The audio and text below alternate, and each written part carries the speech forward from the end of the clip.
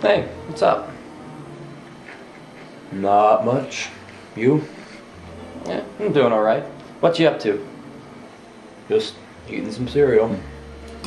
Oh, Yeah.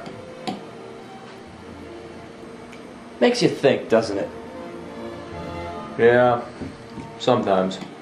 I mean, what's the difference between that spoon, say, and a sea monster? Well, it's all the same stuff, isn't it? Yeah, I mean, it's all energy. The substance of the universe. Well, that's not substance, though. Depends on who you ask, doesn't it? Well, what about Spinoza? Yeah. Not Spinoza. Still, though. Mm-hmm. Well, when the spoon stops being a spoon, does it go away forever? Yeah. You'd think so. But still, if it exists because God's mind has the idea, Spinoza again, huh? well, isn't the idea eternal because it's God's? What? Like it existed as an idea before they made it into a spoon and it's going to be afterwards? No. Like if God never changes and has an idea of a spoon existing right now, well, there's always the idea, right? But if it only exists as a spoon right now, not forever, there's the idea of a spoon that exists, but that's not a spoon. Yeah, I guess so, but what would God say? God? Yeah, God. God wouldn't say anything. God can't be anthropomorphized and therefore doesn't talk. Well, I mean, we obtain adequate ideas because we get a God's eye view of stuff, right? Well, if we do it right. Right. So, how does God see the spoon? Well, God sees it as it exists while it exists. Right. So, doesn't God always see it that way? Well, at every moment in time? No, like God eternally sees the spoon existing in this moment because God exists outside time. No. So the spoon is eternal because it is eternally fixed at this point in time. Exactly.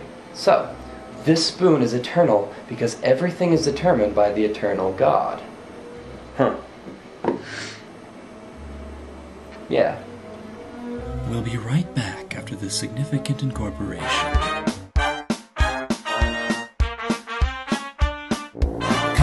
Kant, Immanuel Kant. I hope this is enough to get me extra credit.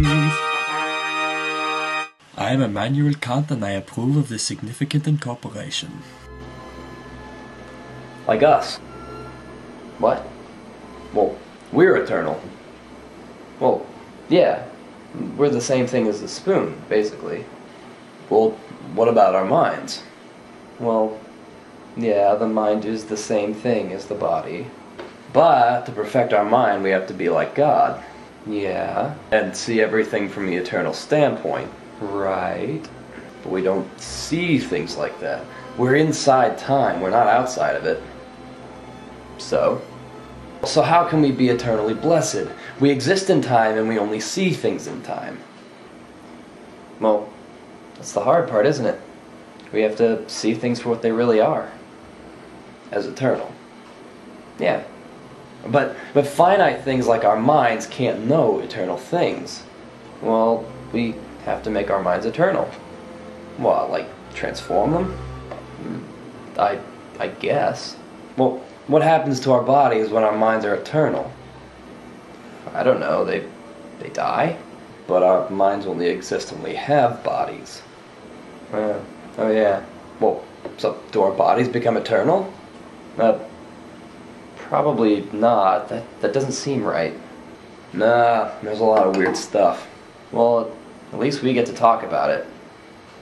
Yeah, obviously. Well, I mean, Spinoza didn't. He just had to lay it all out, like math. Math doesn't change. It doesn't need to, though. But words do. Words aren't exact. How can you be sure you got it right? Wishful thinking? Yeah, but what if somebody finds a problem? Fix it. But what about all the stuff that comes after? It's all based on a mistake.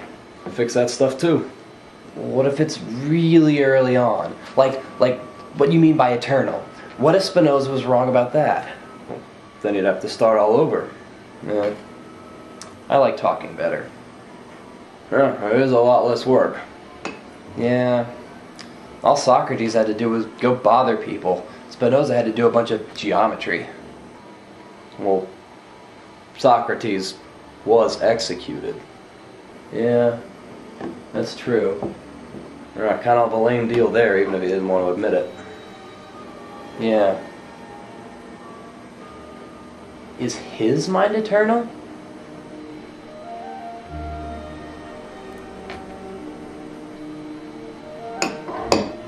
I'm done with my cereal.